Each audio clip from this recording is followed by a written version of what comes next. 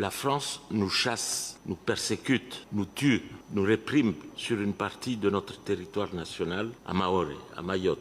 Donc on est des indésirables chez nous. On vient de découvrir depuis le début des années 2000 des ressources pétrolières très énormes dans l'océan Indien, à savoir 4100 000 milliards de barils de LNG et de LPG, de gaz, et 13 milliards de barils de pétrole brut. Tout ça, c'est dans l'océan Indien, ce qui constitue une réserve supérieure à celle des pays arabes réunis. Et la France dénie notre existence. Elle fait des accords avec le Mozambique, elle fait des accords derrière Madagascar, alors que nous, on est au milieu. Tout ça pourquoi? C'est parce que la France, dans sa politique coloniale, c'est maintenir les Comores indépendantes dans la pauvreté et l'isoler du monde entier. C'est pour cette raison que nous sommes là pour remercier le leadership de l'Azerbaïdjan de prendre la question de la lutte contre le colonialisme pour aider les Comores à rester maîtres de ces ressources. Pourquoi aujourd'hui Mayotte ou les Mahorais, une partie veulent rester français? C'est une question aussi de richesse. Le jour où il y aura de la richesse sur la partie indépendante, Mayotte va quitter la France. C'est une question de survie, c'est une question de moyens, c'est une question de pauvreté. Parce que les Mahorais aujourd'hui ne voient que les Comoriens qui veulent aller là-bas au risque de leur vie. Donc ils se disent là-bas c'est le côté pauvre, nous sommes le côté riche. Pourquoi on va aller vers le côté pauvre? Il faut que les gens comprennent pourquoi nous attachons trop à l'île comorienne de Mayotte.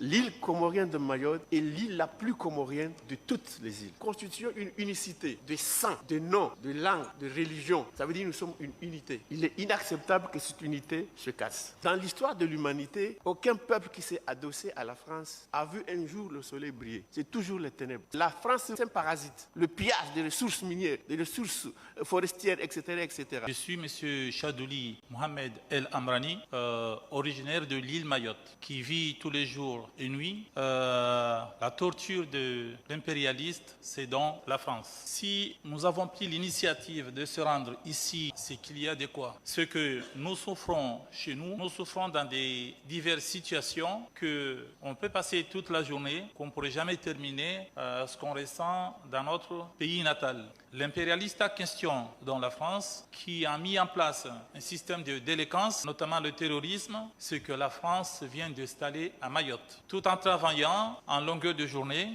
notamment chez les jeunes qui y vivent sur place, leurs parents viennent d'Anjouan, de Grand Comore et de Moïli à un temps donné. Ils essaient de faire en sorte à expulser leurs parents. Les jeunes ils restent sur place, ils grandissent délinquants et ils travaillent avec ce public, vente de drogue, proxénétisme des mineurs, voire même aller au-delà, trafic d'organes. On est à Mayotte, on est chez nous, on paye l'électricité le plus cher de la France, l'eau le plus cher de la France, les impôts les plus chers, voire même l'impérialiste qui vient de 12 000 km, il nous impose l'impôt taxe habitable et taxe foncière chez nous. Si toutefois, à un temps donné que l'on ne peut pas satisfaire les factures, il y a des saisies de nos biens, saisies des terrains et saisies des maisons. Voilà, nous remercions le groupe GIB de nous avoir pris en considération nos doléances et nous avoir invités jusqu'ici. Espérons que tout ce qui a été étalé depuis notre arrivée serait pris en considération et qu'il y aura une suite